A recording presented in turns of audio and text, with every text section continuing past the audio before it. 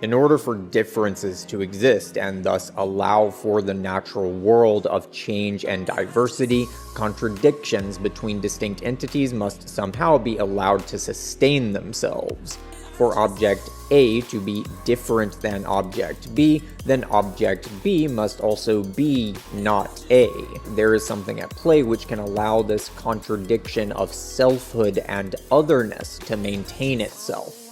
In order for there to truly be a cosmos, a unity in which differences are able to coexist in solidarity, then there must be a hidden fourth, as it were, which is not itself a form, but rather a formlessness which forms lose themselves into.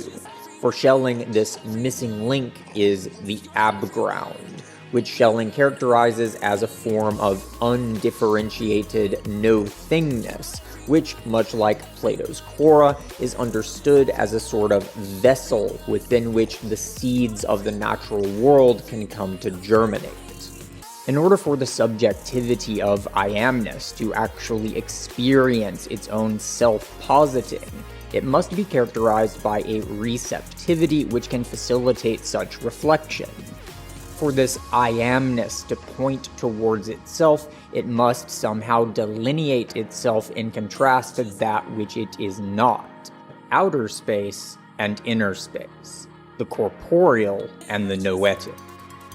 In order for private, internal experience to be possible, the membrane of subjective interiority must come to being within a field of transpersonal awareness. Receptivity requires formlessness.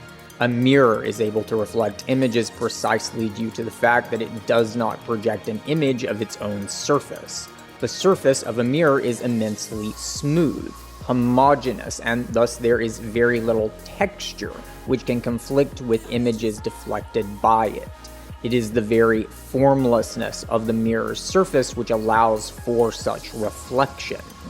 The notion of subjective awareness has become so thoroughly centralized within modern consciousness that it is almost impossible for us to imagine just how recent this notion actually is. If you ask a person what they believe themselves to be most fundamentally, they will likely tell you that they are their consciousness, that they are the inner space of personal experientiality within which the contents of their experience are able to come to presence.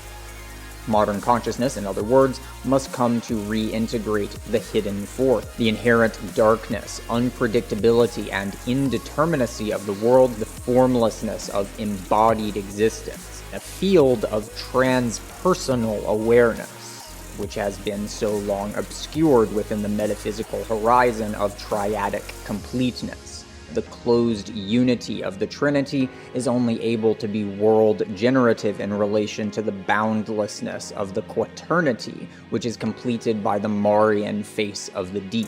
In order for the Christification of human consciousness to be fully realized, the human ego must re-encounter the primordial womb from which it was born. The ego must be abyssated, taking on the formless form of the Marian womb, such that the light of the Logos can come to be rekindled within it.